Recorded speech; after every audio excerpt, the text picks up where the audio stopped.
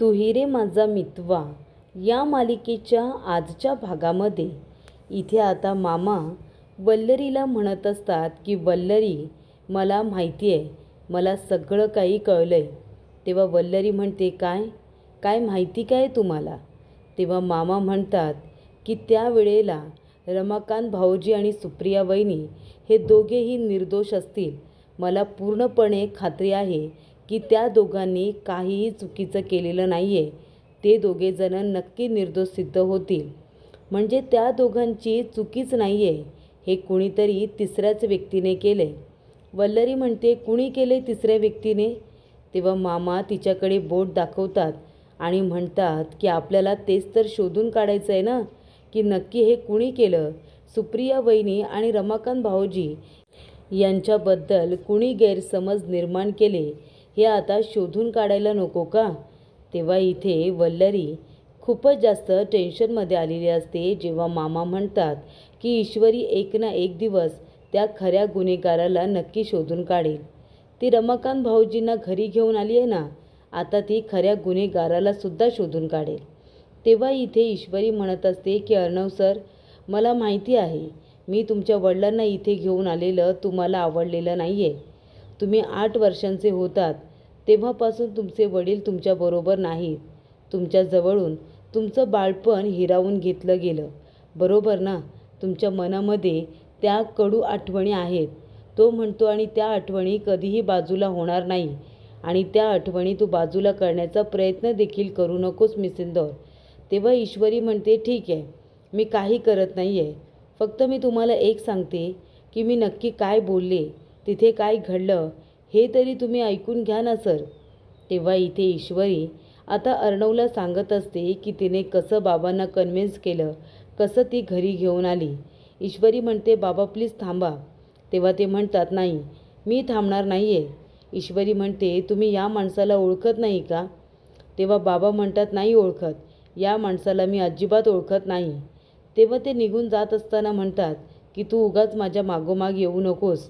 तेव्हा ईश्वरी म्हणते, बाबा तुम्हाला छान अशी नात झाली, अंजलीताईंना मुलगी झाली आहे, तुमची नात. आणि तुमचा चिंटू आहे ना, तो खूप मोठा बिझनेसमॅन झाला आहे, तुमच्यासारखाच. सात्विक फॅशन नाव ऐकून माहिती आहे का? त्यांनी आपल्या आईच्या नावाने फॅशन इंडस्ट्री सुरू केली आहे. सात्विक फॅशन, खूप मोठे बिझनेसमॅन आहेत ते. मग त्यांना तुम्हाला डोळे भरून बघायचं नाही आहे? तुमच्या मुलाचं यश तुम्हाला बघायचं नाही आहे? तुमची नात नाही बघायची आहे तुम्हाला? ते म्हणतात की हे सगळं मला नको आहे, म्हणून तर या गोष्टींपासून मी पळ काढला आहे ना. आता मी कुठेही येणार नाही आहे.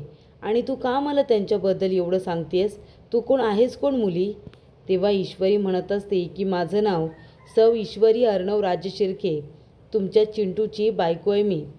तेव्हा इथे त्यांना आता ईश्वरीला बघून खूप आनंद होतो. ते म्हणतात, हे बघ बाळा, मी कुठेही येणार नाही आहे.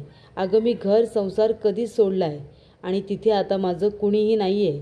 ईश्वरी म्हणते, असं कसं? असं कसं तुमचं कुणी नाही आहे? ती सगळी माणसं तुमचीच तर आहेत ना.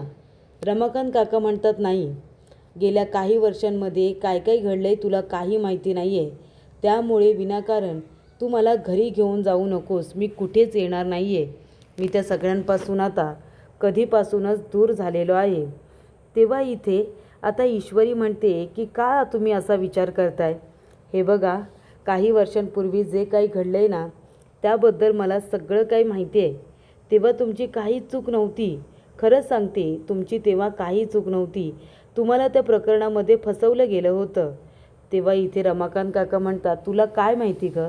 तुला काय माहिती तेव्हा काय घडलं होतं किंवा काय नाही घडलं होतं? मला त्या आठवणी नको आहेत.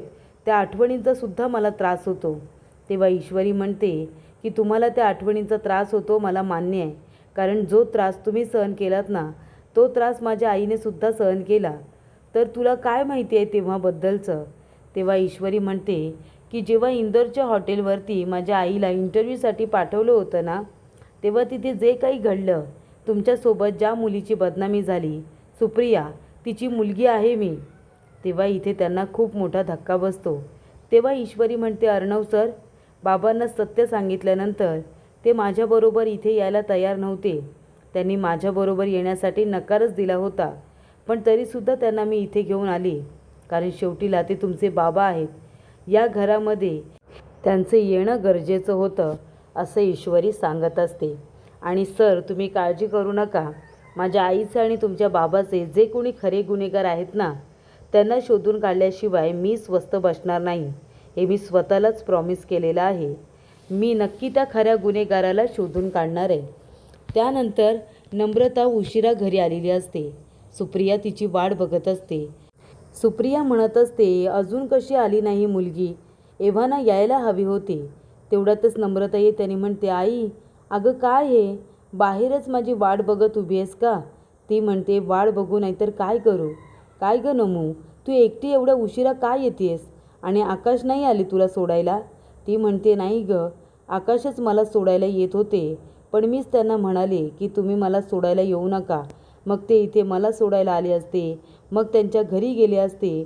त्यांची आई आहे ना, त्यांच्यावरती रागवली असती, म्हणून मी आकाशला सांगितलं की मला सोडायला येऊ नका, तुम्ही आधी घरी जा बरं.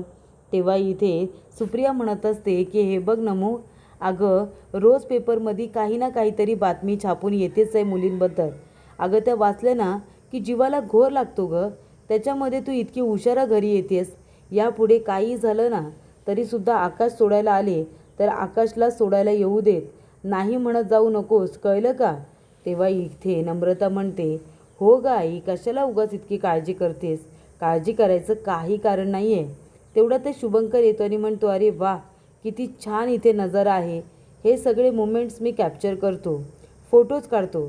तेव्हा नम्रता म्हणते, काय रे शुभू, हे काय? तू सकाळी क्रीम कलरचा शर्ट घालून गेला होतास ना, आणि आता ही टी शर्ट? तो म्हणतो, अगं मी ॲडव्हर्टाईजमेंटसाठी गेलो होतो ना, तिथे एक क्लायंट आले होते. त्यांना माझं काम इतकं आवडलं की ते इम्प्रेस झाले आणि त्यांनी मला हा टी शर्ट गिफ्ट केला. तेव्हा ती म्हणते, अगं पण आज तुला सुट्टी होती ना, मग तू कसा काय गेलास ऑफिसला? आज तर तुला सुट्टी होती, तू सकाळीच म्हणाला होतास. तेव्हा शुभूला काय बोलावं काही कळत नाही. पण इथे सुप्रियाने आणि इथे नम्रताने त्याचं हे खोटं बोलणं बरोबर पकडलेलं असतं. तर इथे सकाळ सकाळ आता काका तयार झालेले असतात. रमाकांत काका आता विठ्ठल रुक्माईची मूर्ती तिथे ठेवतात आणि त्यांचा पायासुद्धा पडतात.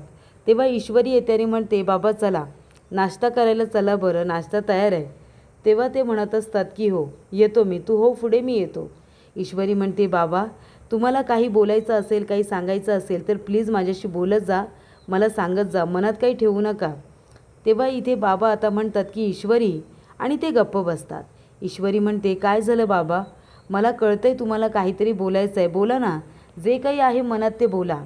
तेव्हा रमाकांत काका म्हणतात, हे बघ बाळा, आता काही वर्षांपूर्वी जे काही घडलं होतं ना, तुला माहिती आहे, मला माहिती आहे की माझ्या हातून काही चूक घडली नव्हती, पण मी माझ्या कुटुंबासाठी गुन्हेगारच आहे.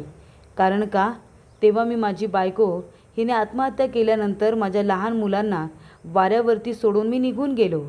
ते कसे आहेत, ते व्यवस्थित आहेत ना, त्यांचं शिक्षण पाणी कसं सुरू आहे, मी काही बघायला आलो नाही. मी दुसरं कुणाचं नाही, पण मी माझ्या मुलांचा गुन्हेगार तर आहेच ना. तेव्हा ईश्वरी म्हणते, बाबा मला माहिती आहे की काही गोष्टी तुमच्या मनामध्ये आता चलत आहेत, पण त्यावेळेला परिस्थितीच तशी होती. तुमची काही चूक आहे त्याच्यामध्ये असं मला वाटत नाही. तेव्हा रमाकांत काका म्हणतात, नाही बाळा, पण आता खूप वर्ष झालीत, ही नाती आता माझ्यापासून दुरावलेली आहेत. मला माहिती आहे तू हे घर जोडण्याचा, मला या घरामध्ये परत आणण्याचा तुझा काय हेतू आहे. तू घर जोडण्याचा अतोनात प्रयत्न करतेस, पण ही नाती आता दुरावलेली आहेत, ती परत कधीच एकत्र येणार नाही. ईश्वरी म्हणते, तसं नाही आहे बाबा, नाती दुरावली असती ना तरीसुद्धा ती नाती तुमची आहेत, आणि इतकी वर्ष दुरावलेली नाती पुन्हा एकत्र यायला आपल्याला वेळ तर द्यावा लागेल ना. रमाकांत काका म्हणतात की बोलण्यामध्ये तुझा कुणी हात धरू शकत नाही, पण तरीसुद्धा बाळा, मला हे सगळं आता नकोसं वाटतंय. अगं 20 वर्ष मी माझ्या कुटुंबापासून लांब आहे. तू बघितलंस ना, अर्णवला, अंजलीला तर अजिबात आवडलं नाही मी इथे आलेलो. सासूबाईसुद्धा फारशा खुश नाही झाल्या. मग कशाला उगाच माझ्यामुळे त्यांचं लाईफ मी डिस्टर्ब करू. मी जातो ना माझ्या मार्गाला. ईश्वरी म्हणते, नाही बाबा, तुम्ही कुठेही जायचं नाही. मी म्हणते म्हणून काही दिवस थांबा, फक्त काही दिवस, आणि हवं तर नंतर तुम्ही जा. तेव्हा ईश्वरी म्हणते, बरं आता येत आहे ना ब्रेकफास्ट करायला?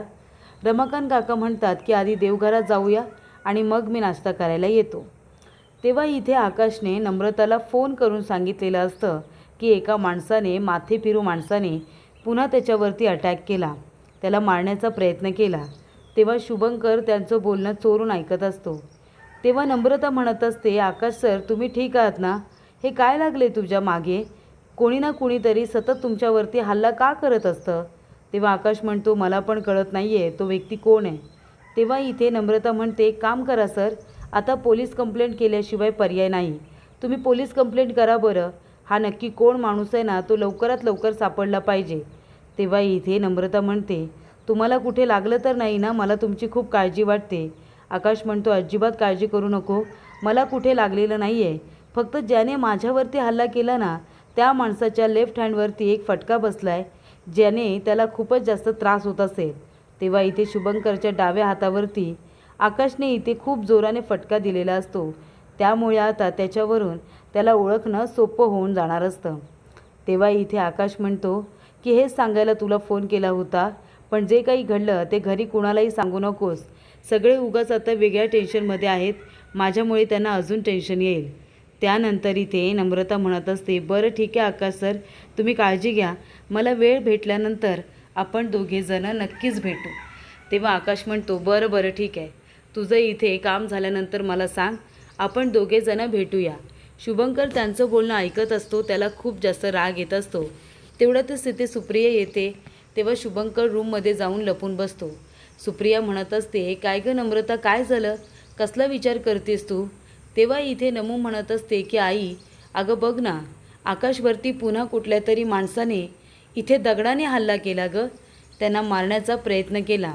तेव्हा सुप्रिया म्हणते, काय, हे काय लागले त्यांच्या मागे, आणि कोण आहे तो माणूस जो वारंवार त्यांच्यावरती हल्ला करतोय? याने त्यांना खूप मोठी दुखापत होईल ना. आपण एक काम करूया, आपण पोलीस कंप्लेंट केली पाहिजे.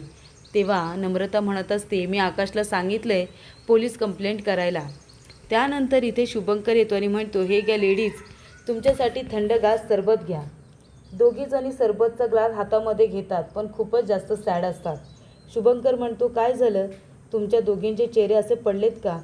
तेव्हा इथे नम्रता म्हणत असते, शुभंकर, अरे काल रात्री पुन्हा कोणीतरी आकाशवरती दगडाने हल्ला केला. तो माणूस कोण आहे, त्याची काय दुश्मनी आहे, काहीच माहिती नाही. तेव्हा शुभंकर म्हणतो, काय, बिचाऱ्या आकाशवरती पुन्हा एकदा कोणीतरी हल्ला केला, पण कोण आहे ती व्यक्ती? इथे आता आकाश किती चांगला आहे.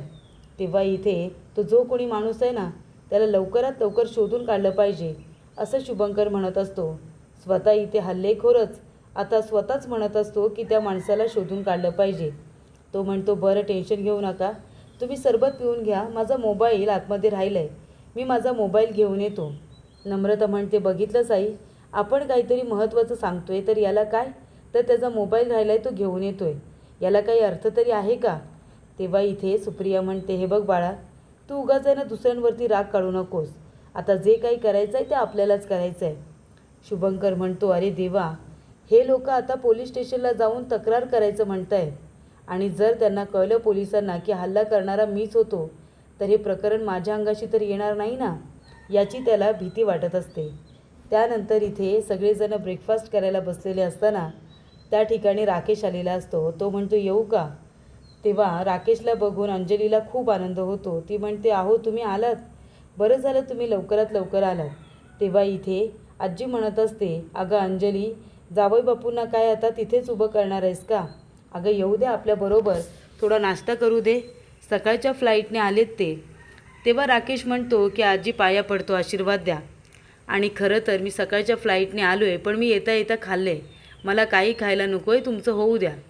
तेव्हा इथे अंजली म्हणते, अहो असं कसं, थोडं तरी आमच्याबरोबर खा, या बरं इथे बसा तुमच्या चेअरवरती, ही तुमची चेअर आहे.